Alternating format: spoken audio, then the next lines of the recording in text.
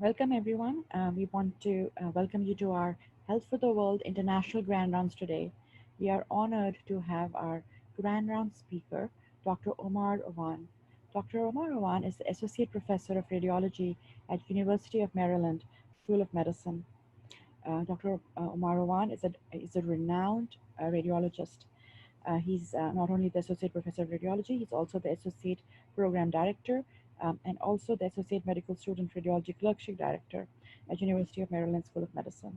Dr. Omer Awan did his medical school at George Washington University School of Medicine and also MPH in epidemiology at Harvard Chan School of Public Health. He did his radiology residency at University of Maryland and a musculoskeletal imaging fellowship at BIDMC, Harvard Medical School in Boston. Dr. Awan has also done an imaging informatics fellowship. Dr. Omer Awan's career priorities include creating and implementing innovative teaching methods and educational assessment tools to make the learning experience more meaningful and productive for all of his trainees and mentees. Dr. Awan remains a strong advocate for audience response tools in education, helping bring RSCNA diagnosis live to the Department of Radiology at University of Maryland. He's also the administrator for the department-wide teaching file and is the faculty advisor for the Radiology Global Health elective offered to the radiology residents. Dr.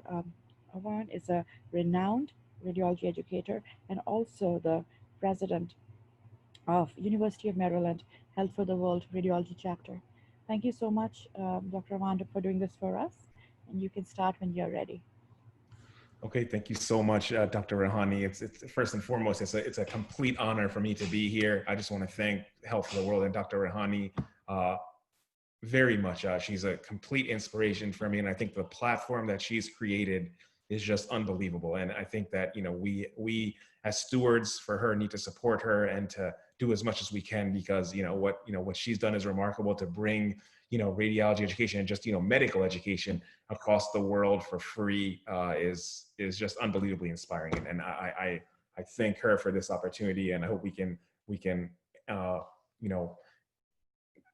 make this very meaningful. Okay, so today what we're going to do is we're going to talk about musculoskeletal infection, and we could literally spend all week, all month talking about this because there's so much to talk about, but we're going to keep this very basic for the purposes of this lecture. And we're going to talk only about CT and ultrasound findings of the most common musculoskeletal infections. And I'd like to start all of my lectures with some unknown cases, which we're going to come back to at the very end of this lecture.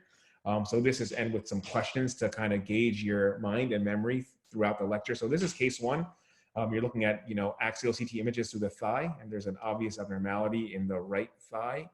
And the question I have for you is, what would be the next best step in management for this patient? Would you administer antibiotics, call surgery, obtain an MRI, or do careful observation? Okay, that's case one. I'm just going to show you the image again. And we're going to come back to these cases at the very end. So don't worry if you don't know the answer to these questions right now. Case number two is an ultrasound image to the level of the forearm. You're seeing an abnormality here in the forearm on ultrasound. And the question I have for you is, what's the most likely diagnosis? Is this an abscess? Is this myositis? Is this cellulitis? Or is this fasciitis? Okay, and I'm just going to show the image again. All right, very good. In case three, we have an axial CT image at the level of the thoracic inlet. There's an abnormality on the left side. And the question here is, so the abnormality is right here. The question here is, what's the most likely causative organism for the finding that you're seeing in this case? Is it strep, Staph aureus, bacteroids, E. coli, or Pseudomonas? What's the most likely causative organism for the pathology that you're seeing on the CT? Case number four is an ultrasound image through the elbow. Here, O stands for olecranon. This is the olecranon process of the ulna at the elbow. The T is the triceps tendon inserting onto the olecranon, and you have an arrow that's delineating an abnormality here, okay? And the question for this case is, what can this be seen in? Can this be seen in rheumatoid arthritis, gout, Paget's disease, both A and B, or none of the above? The finding that you're seeing on ultrasound can be seen in what disease entities? A, B, C, D, or E? And I promise we're going to come back to these questions at the end. This is the fifth question, sorry, my apologies. So axial CT image through the lower leg. We have the fibula here, and we have this area surrounding the cortex. So my question is, what is the arrow pointing to? Is this a sequestrum, an involucrum, a cloaca, a Brody's abscess, or a fracture? What is that arrow pointing to right there? All right, so what I hope to do in this 45 minutes or so is to provide a spectrum of the most common musculoskeletal infections in clinical practice, okay? And we're gonna talk about a little bit about the role of CT and ultrasound in diagnosing these common musculoskeletal infections. And then we will, again, of course, talk about the imaging findings in these infections. And that's going to be the crux of this talk, talking about the imaging findings on CT and ultrasound of common musculoskeletal infections. And just as a background, musculoskeletal infections are very common in the United States. In the ED alone, 2 million patients are diagnosed with musculoskeletal infections annually. So this is a large disease burden, which results in a large cost for healthcare in the United States. And risk factors for musculoskeletal infections are, various, and they tend to revolve around immunocompromised states such as, diabetes, HIV, peripheral vascular disease. Certain systemic diseases such as sickle cell can also result in musculoskeletal infections. And IV drug abuse is a very common cause, especially in our patient population, where I work in the inner city in Baltimore, where a lot of our patients are IV drug users and they are prone to getting all sorts of musculoskeletal infections. Okay, so these are by far the most common causes or culprits for developing infection.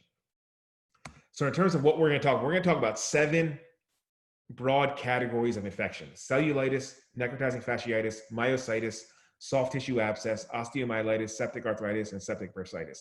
I think these 7 diagnoses are very important for a common radiologist to be able to diagnose. A general radiologist should be able to diagnose these infections, okay?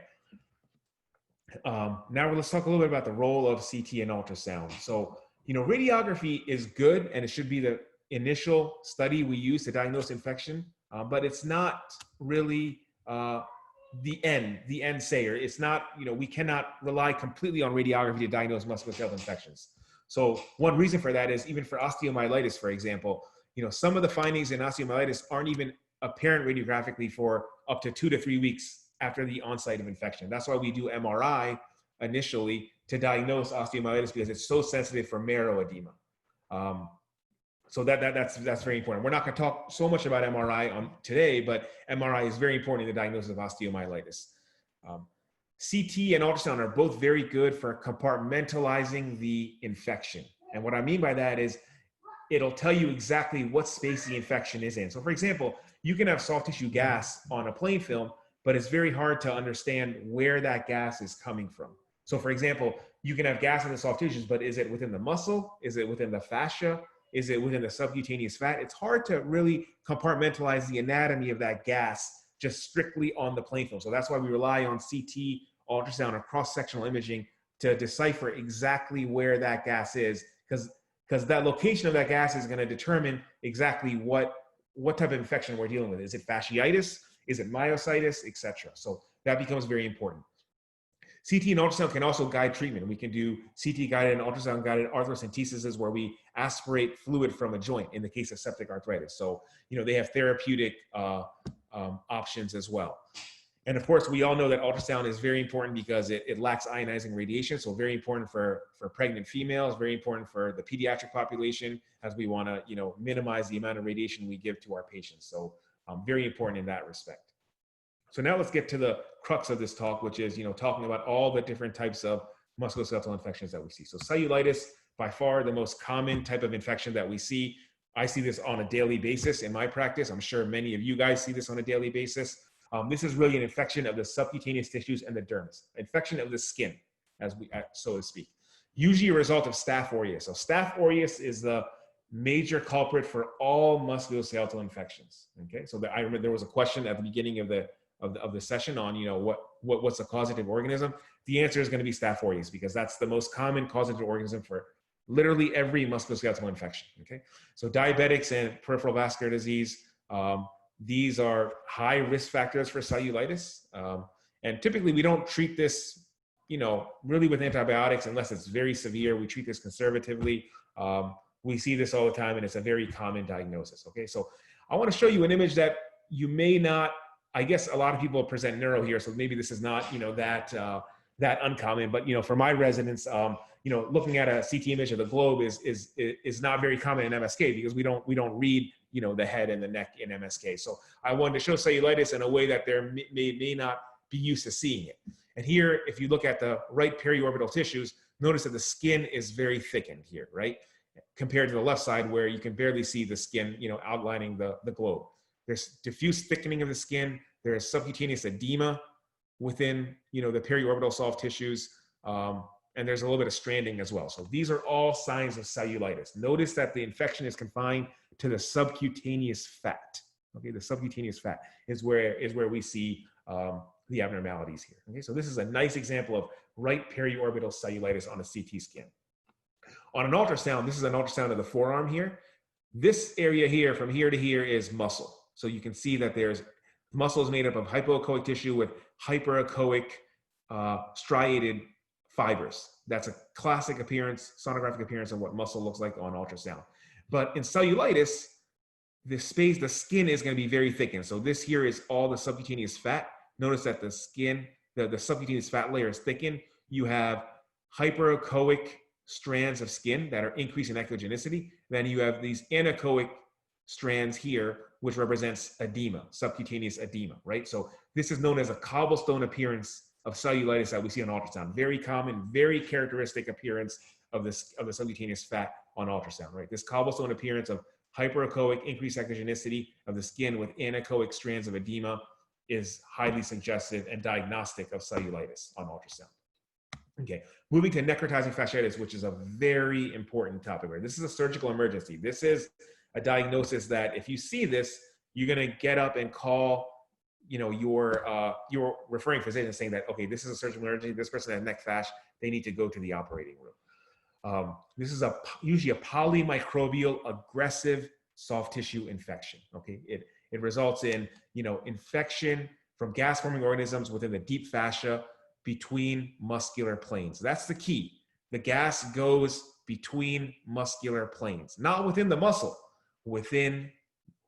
between muscular planes. Okay, so this is very debilitating for patients. This can result in 70 to 80% mortality if not treated early. That's why it's very important to send them to the operating room immediately. The treatment involves surgical debridement, sometimes fasciotomy, and IV antibiotics. Okay, so necrotizing fascia. This is a cartoon of what it kind of looks like. If we're looking at an inset of the thigh, right, this is the femur, these are the quadriceps muscles, you start to see fluid, edema, and gas insinuating between these muscular planes, this fascia here. Okay, so this is when we make a diagnosis of necrotizing fasciitis.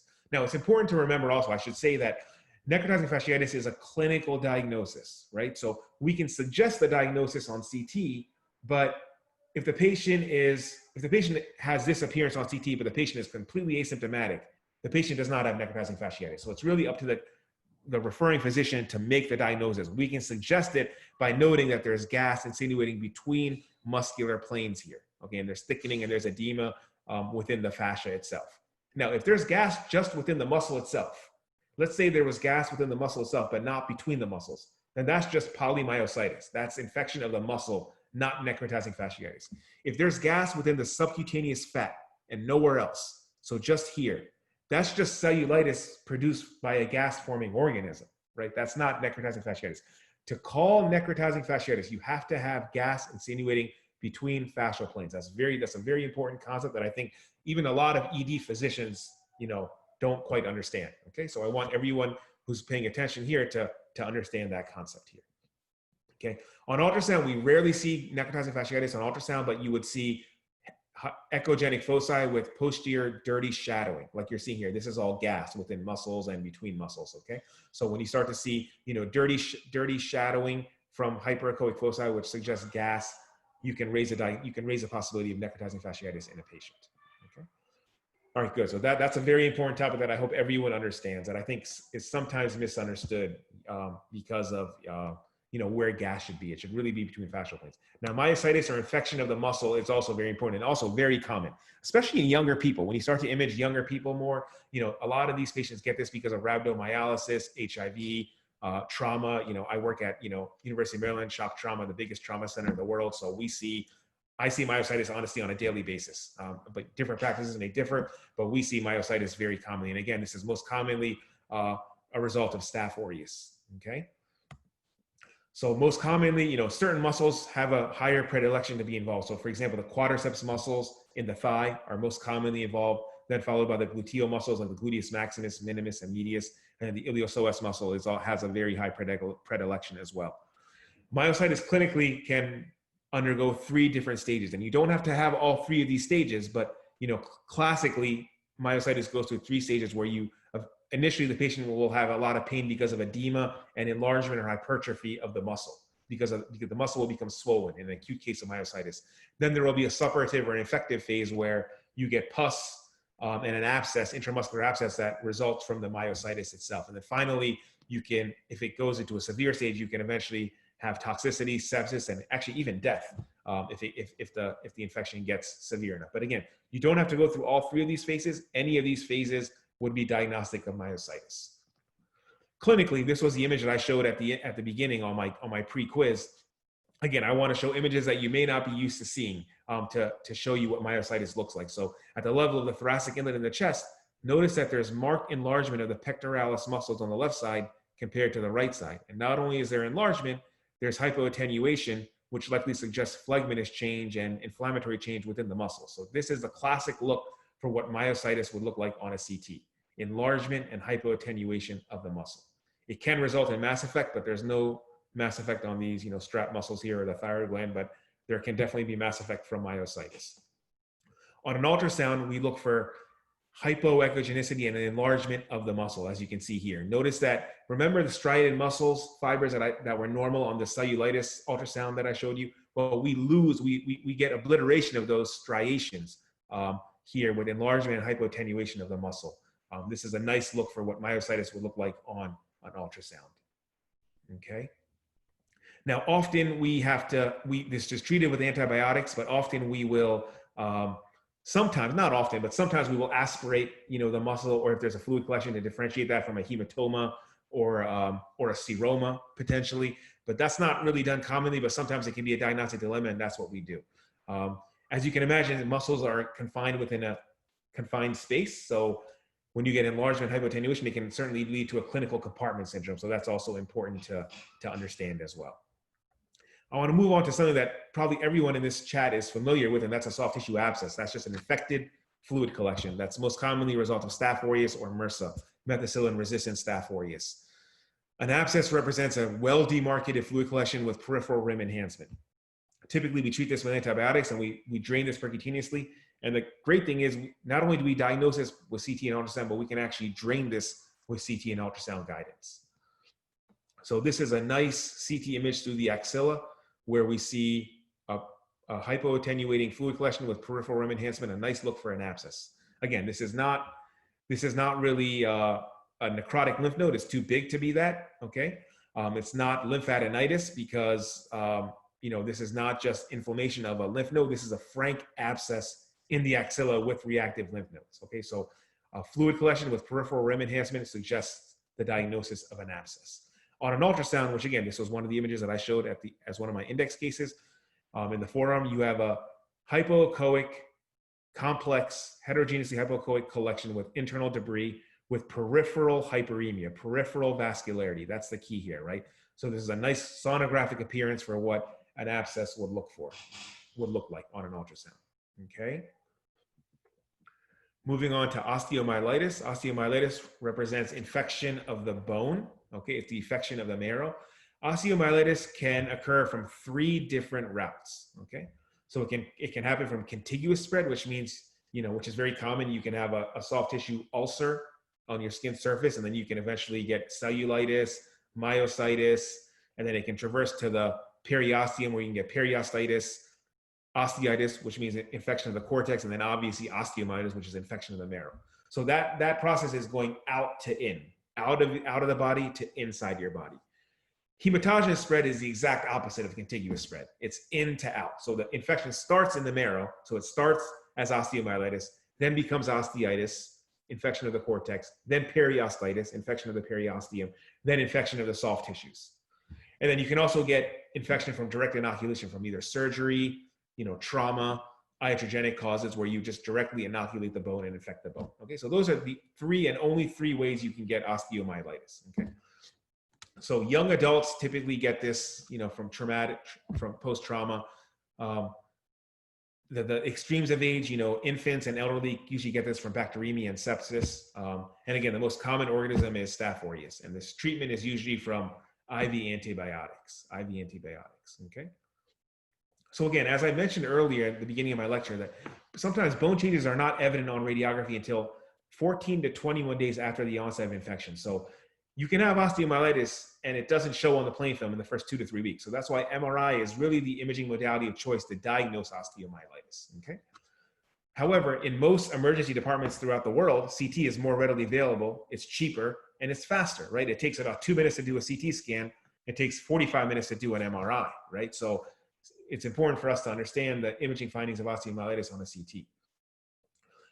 Osteomyelitis characteristically involves the long bones in the spine. And in the long bones, and in a child, it typically involves the metaphysis, but in an infant and adult, it typically involves the epiphysis, okay? And the metaphysis. So why is that? Why is it, I'm gonna ask them if somebody can potentially answer this question. I'm gonna open this up for a discussion. Why is it that in a child, osteomyelitis is confined to the metaphysis? Does anyone want to answer that question? Why is it that in a child, osteomyelitis only involves the metaphysis? Does anyone want to tell me why?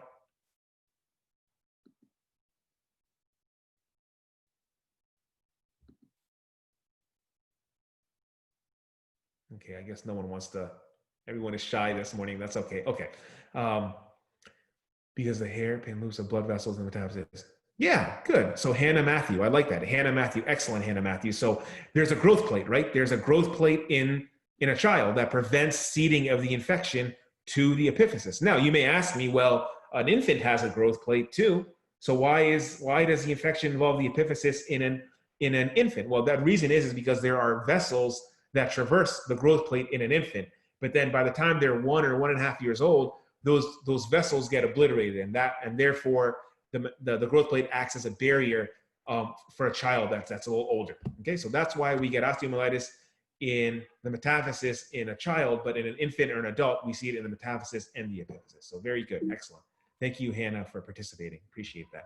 Okay, so we're not going to really talk about X-ray too much, but I just want to go over the findings. So on X-ray, you tend to see cortical irregularity, destruction, soft tissue swelling, periosteal reaction. These are the findings that we look for osteomyelitis. Typically, you can also have an ulcer that probes the bone. If the ulcer extends all the way to the bone or the cortex, that's also diagnostic of osteomyelitis.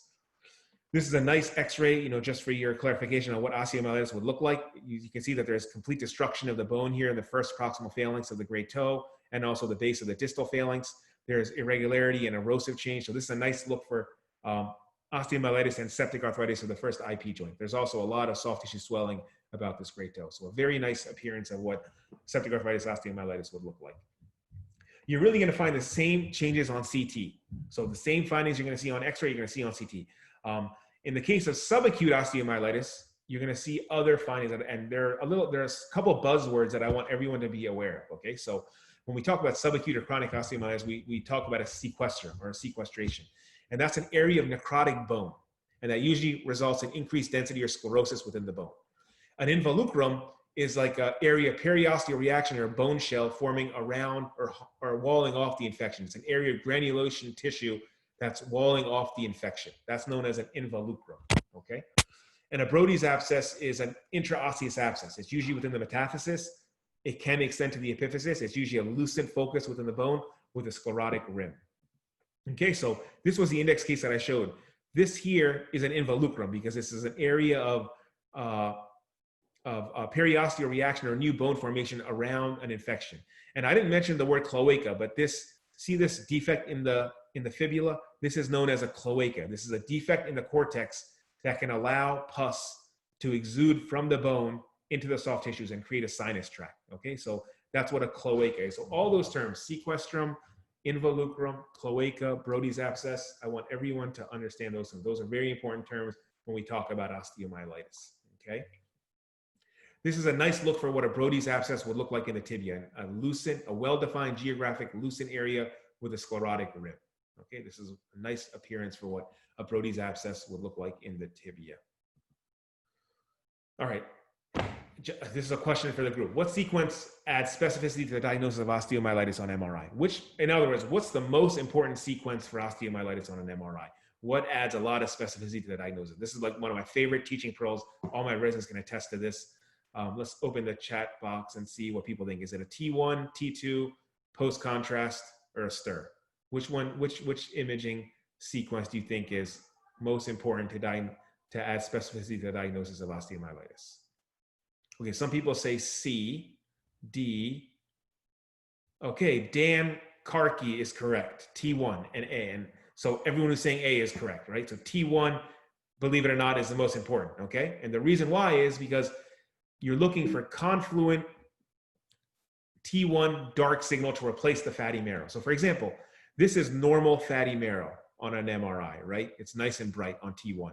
On a T2 fasciitis, it's obviously gonna be suppressed, but you're looking for a dark signal to replace that fatty marrow. That adds a lot of specificity to the diagnosis. Now, it's gonna be T2 bright, but that's non-specific. There's a lot of things that result in marrow edema, but there are very few things that result in confluent, not patchy, but confluent T1 dark marrow. So T1 adds a lot of specificity to the diagnosis of osteomyelitis, okay? Now, we really don't do ultrasound to really diagnose osteomyelitis, but if you were to do it, and it would be very hard to diagnose this prospectively, but if you were to diagnose this, you can see that there is, first of all, so this is the cortical bone right here, this dense hyperechoic line with posterior acoustic shadowing. This is the bone, okay? These hyperechoic foci are a periosteal reaction along the bone, suggesting the possibility of, infection. We're seeing a little bit of cortical irregularity and discontinuity here. And then you're seeing some subperiosteal edema and fluid right here. Okay, so all these are sonographic findings of osteomyelitis. But again, I think prospectively, very difficult to call, especially for people that don't do ultrasound that much. Very difficult diagnosis to make on ultrasound. It's possible, but difficult to make. Okay, let's move on to septic arthritis, which is kind of a sister diagnosis to osteomyelitis, which just means infection within the joint. Actually, the toe Xray that I showed you was a case of osteomyelitis and septic arthritis of the first IP joint. So again, the causes for septic arthritis are the same: hematogenous spread, trauma, direct inoculation, contiguous spread. All those are causes of septic arthritis. And the joints that tend to be more involved are the larger joints with more abundant blood supply. So for example, the hip, the shoulder, the knee. These are the most commonly involved joints for septic arthritis. Okay. Again, the most common organism is Staph aureus. It's the most common organism for every infection that I'm talking about today. If untreated, this can really result in irreversible joint damage very early on. So I want to pause and talk about the humanitarian aspect of this, because this is very important. This, as imagers and physicians, sometimes we lose track of the humanitarian aspect of what we're doing. So this is very debilitating for patients. Imagine if your mother or your loved one or your brother, your sister got septic arthritis. This can be very debilitating for them. This can result in destruction of their joint within a matter of days.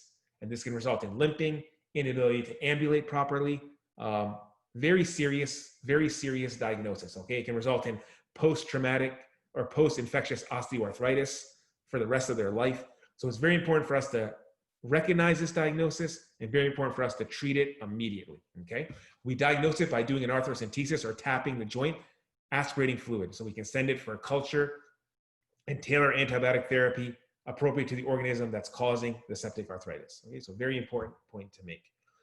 So imaging wise, we look for joint effusion, erosions around the joint, destruction of the joint, cartilaginous destruction, periarticular osteopenia, the mineralization of the bone around the joint gets decreased, soft tissue swelling, possibly soft tissue gas. All these are findings related to septic arthritis, okay? And of course, we can do a CT guided or an ultrasound guided tap or arthrocentesis or removal of fluid from the joint. And of course, this is treated with antibiotics, okay?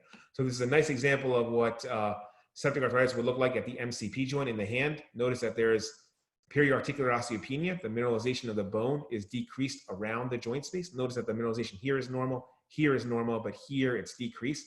There's subchondral erosions. If you look at the articular surface, it's been eroded. There's ossific fragments and debris. There's soft tissue swelling.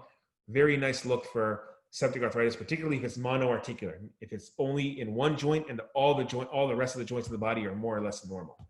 That's a nice look for what septic arthritis would look like, especially in a patient that has fever and an increased ESR rate. This is another example of septic arthritis on a CT in the hip. Notice that you have destruction of bone at the left hip. There's intra-articular gas. There's gas within the joint space. And there's also an abscess or an infected fluid collection that's exuding from the joint, okay? So this is, and there's a lot of inflammatory change and subcutaneous edema and cellulitis around the hip. So this is a nice look for what left hip septic arthritis would look like. On an ultrasound, this is an image of the wrist. This is a flexor tendon. Tendons look hyperechoic and fibrillar on ultrasound. This is the hyperechoic cortex of the radius, the lunate, the capitate, and the metacarpal. And notice that at the intercarpal joints, you have fluid distension, anechoic fluid distension. All this dark stuff where the arrow is, this is anechoic fluid distension of the intercarpal joints with a little bit of debris. So this would be a nice look for a joint effusion in the case of septic arthritis. Okay, if we put color on here, there may be some hyperemia around the fluid, okay, to suggest septic arthritis. Moving on to our last diagnosis, which is septic bursitis, okay, kind of a daughter case to septic arthritis. It's infection of the underlying bursa. Bursa are fluid collections that form around joint spaces, okay? Sometimes they can communicate with the joint, sometimes they don't. So for example, the subcorticoid bursa in the shoulder does not communicate with the joint. The popliteal, a popliteal cyst, right, which is also known as a bursa, which is known as a Baker's cyst in the knee. In 50% of patients, that can communicate with the joint in patients that are 50 years and older. The iliopsoas bursa in the hip can communicate with the joint 15% of the time, right? So different bursa can communicate with the joint, different bursa don't. So Staph aureus, again, is the most common organism.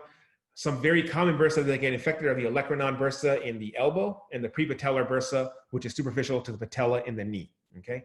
So the treatment really depends on the etiology. If it's, inflammatory, we don't treat it. If it's infectious, sometimes we can give antibiotics, we can drain it. It all depends on, the etiology of the bursa. So on CT, this is the nice case of olecranon bursitis. You see fluid, just posterior to the olecranon process of the ulna with peripheral rim enhancement and subcutaneous edema and skin thickening. A nice example of what septic bursitis may look like, okay?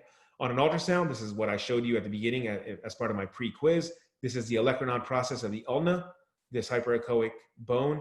This is the triceps tendon, hyperechoic fibrillar structure. Triceps is turning onto the olecranon, and you have this minimally complex anechoic collection just posterior to the olecranon in the place where the olecranon bursa reside. So most people don't have olecranon bursitis. If you were to look at your olecranon, you pretty much have no fat. You can feel your bone.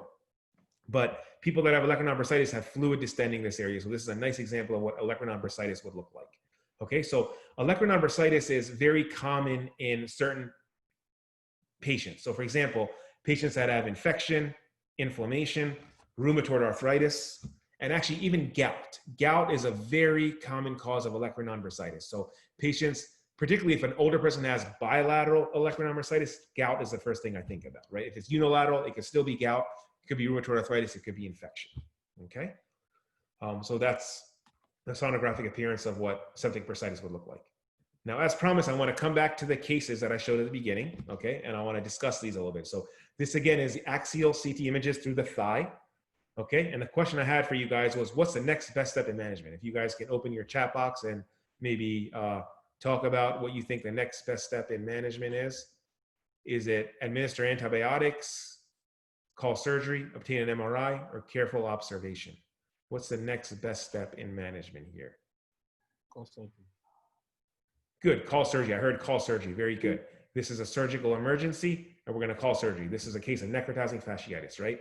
Case number 2, this was an ultrasound image through the forearm. You're seeing an abnormality here. And what's the most likely diagnosis? Is this an abscess, myositis, cellulitis, or fasciitis? This is the image again. Complex collection with peripheral hyperemia. The answer here is, of course, an abscess, right? This is a nice look for what an abscess would look like. A complex fluid collection with peripheral vascularity. Case 3, we see a CT image through the thoracic inlet. We see hypoattenuation and enlargement of the pectoralis muscle.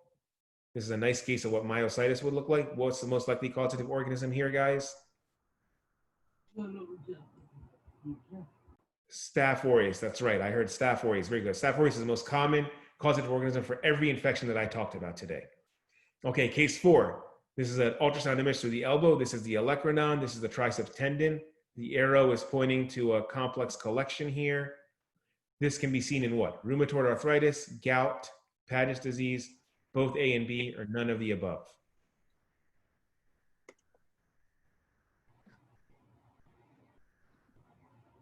Okay, so both rheumatoid arthritis and gout are very common causes for olecranon bursitis. Okay, very good. In the last case, this is a case of osteomyelitis, subacute osteomyelitis in the fibula.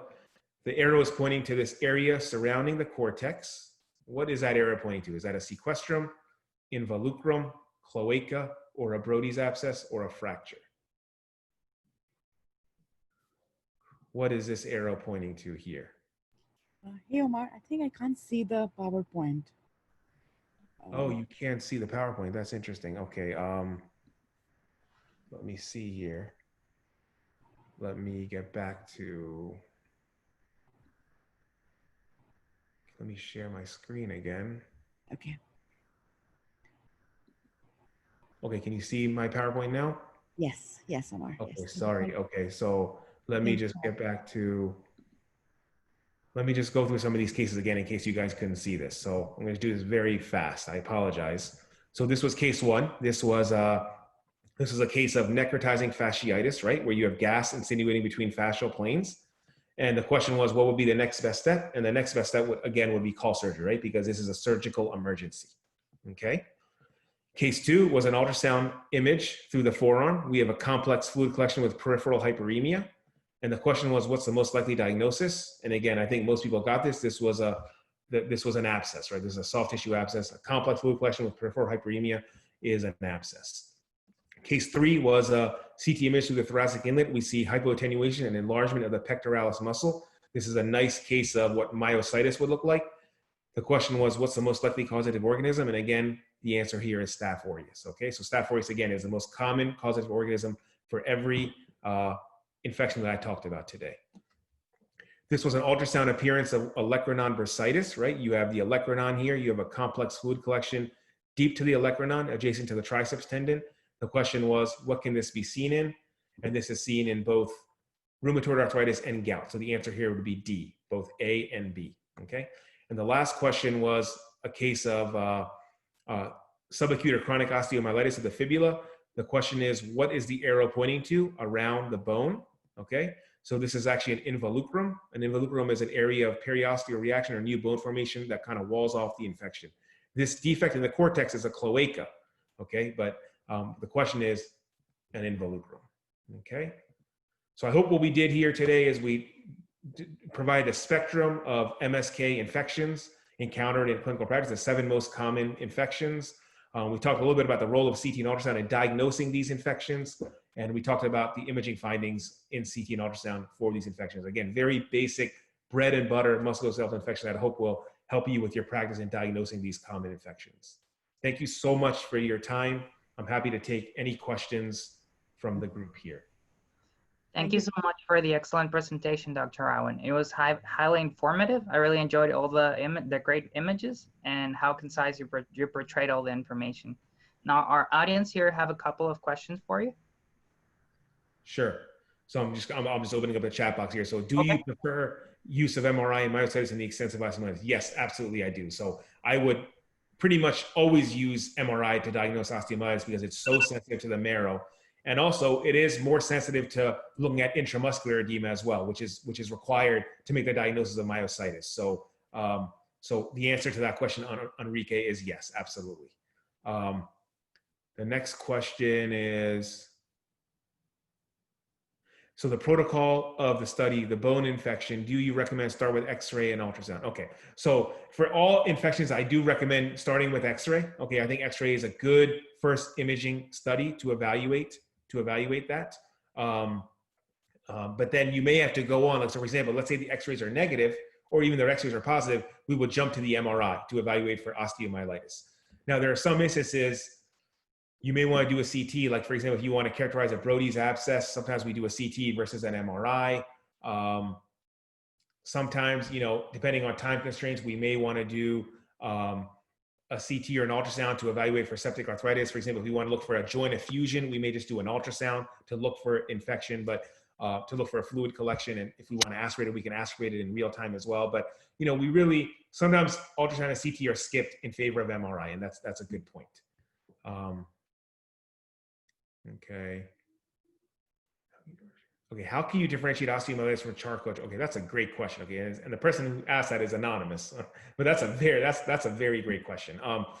In some instances, you can't. Okay, in some cases, it's very hard to differentiate osteomyelitis from neuropathic arthropathy. Okay, but in some instances, you can. So, for example, and usually use MRI to differentiate the two. If the patient has a history of diabetes, that's one clue that this could be osteomyelitis, and especially if there's a soft tissue ulcer that extends to the bone, that can be a clue to osteomyelitis. Another clue is if the marrow edema is more periarticular in distribution and not confluent around the entire bone, that's a clue that it could be neuropathic arthropathy as opposed to osteomyelitis. If there are a lot of joint effusions and there's debris and synovial inflammation, that can be a clue that it's osteomyelitis. If there's a lot of subluxation and debris and disorganization of the joint spaces, that's a clue that it's neuropathic arthropathy. So I guess the short answer to your question is there are some differences, but sometimes there's overlap, and you have to put both in your differential diagnosis. So I hope that answers that question. Is there a role of radiologic intervention and management of a Baker cyst? Yeah, there is a role. I mean, sometimes if the Baker cyst gets big or it gets infected, you can aspirate the Baker cyst, okay, on ultrasound guidance or CT guidance. However, be careful, because I've done this before. Be aware that once you aspirate it, you may see it reaccumulate in real time. And the reason why it reaccumulates is because 50% of Baker cysts are continuous with the joint space, right? They're continuous with the knee. So sometimes the fluid can reaccumulate immediately, okay? Okay, how do you differentiate gout from osteomyelitis in the big toe? Well, gouty deposits, typically the erosions tend to be juxta-articular. Okay, they tend to be not in the joint space, but around the joint. Okay, you can have soft tissue tophi, which are, dense on CT or plain film. Osteomyelitis will result in, bright signal on T2. Gout is usually dark on T1 and T2, but not always. Okay, so that's more of a straightforward differentiation, but it can also be hard at times. How often do you use white cell scan? I don't that often. I do sometimes when I'm differentiating, a periprosthetic fracture. If there's an arthroplasty and I'm worried about whether it's loosened or infected, you can do a technetium, white blood cell scan and a sulfur colloid scan to differentiate, whether something's infected or if there's loosening. Okay. How do you differentiate cellulitis from non-infectious edema? Okay. Honestly, you can't always, okay? So obviously if you see soft tissue gas, that's one clue that it's infected. If you see a lot of edema and inflammation in the surrounding muscles and the fascia, that's a clue that it's infected. But if you only see it strictly within the subcutaneous fat, that can be from anasarca, or it could be infection. And sometimes you have to rely on clinical history, like a fever or an increased ESR count. So hope that answers that question. Is there any clue that can show if the fluid in the joint space can be septic? Yes. So if the fluid is complex, right? If there's debris in the fluid, if there's vascularity associated with the fluid, that is a clue that it's infected. Okay. If the patient has a fever, increased ESR count, that can also be a clue that the fluid is infected. If it's simple anechoic fluid on ultrasound, and if it's simple, water fluid on CT measuring 0 to 15 Hounsfield units, then maybe it's not infected, but maybe it is. Sometimes we have to aspirate those fluids anyways to see if it's infected. Okay. RA and osteomyelitis both show joint erosions on imaging. Okay. Could you please explain how to distinguish both if we have only joint erosions in an RA patient? Okay. So rheumatoid arthritis is a systemic disease. Okay. It results in marginal erosions. It's usually bilateral and symmetric. Okay. Septic arthritis can also result in marginal erosions, but it's usually a monoarticular process. Only one joint in the body is usually involved in septic arthritis or osteomyelitis, right? So if you have a case where multiple joints are involved, it's bilateral, symmetric, you should think about rheumatoid arthritis. If one joint is involved, it's inflamed, there's erosions, there's destruction, there's soft tissue swelling, the patient has a fever, you should think about septic arthritis / osteomyelitis. Okay. Do you have any experience in drainage of the kind of abscess, surgical or with a catheter? Yes, I do. Okay, so I do. I also do musculoskeletal interventions and procedures. I do soft tissue biopsies. I do bone biopsies. I aspirate joints. I do this under ultrasound guidance, CT guidance. I do this percutaneously. On CT, for example, I can inject and aspirate joint within the sacroiliac joint. I can use ultrasound to aspirate hip collections, knee collections. I do this in real time with a 20 gauge, 18 gauge spinal needle. It's very straightforward. I think it's very easy, much less complications than surgery. Okay. IR also does similar things, but in our institution, me and one of my colleagues do all the musculoskeletal interventions. What is the role of IR in bone infection? So we can aspirate a fluid collection percutaneously. We can also potentially do a biopsy if they're worried about osteomyelitis, but actually, to be frank with you, at our institution, we don't really biopsy bones for infection. We just treat it with IV antibiotics, and our biopsies are reserved mainly for bone tumors. Okay, but there is a role for some people to do it, to biopsy in the case of infection. Use X-ray, is positive X-ray enough for septic arthritis diagnosis? And the answer is yes. If you have a positive X-ray case of septic arthritis, it's positive. You don't need you could do an MRI or a CT to confirm your diagnosis, but an X-ray is 100% sufficient to make the diagnosis of septic arthritis. Again, we're looking for soft tissue swelling, periarticular osteopenia, destructive changes, and erosive changes around the joint. Okay. Is there value in dual energy CT and osteomyelitis? The answer is yes. So just like in gout, you can use dual energy CT, you can use dual energy CT to look at abnormal marrow in the setting of osteomyelitis by different color-coded schemes that the dual energy CT has for osteomyelitis. Okay. The last question I see here is how to differentiate rheumatoid arthritis and tubercular arthritis, TB arthritis. Okay, so pretty much the same thing, right? So rheumatoid arthritis is systemic, right? It's bilateral symmetric, okay? TB arthritis. Oh, okay, not septic arthritis, but so it is septic arthritis. But TB would really involve one joint. It wouldn't involve multiple joints. It wouldn't be bilateral symmetric the way rheumatoid arthritis is. Typically, you can get periostitis. The same imaging findings are present though, like soft tissue swelling, periarticular osteopenia, erosive changes. You can get a spina ventosa lesion in TB, septic arthritis, but really you're looking for the bilateral symmetric process versus a unilocular or monoarticular process in TB, septic arthritis. Okay.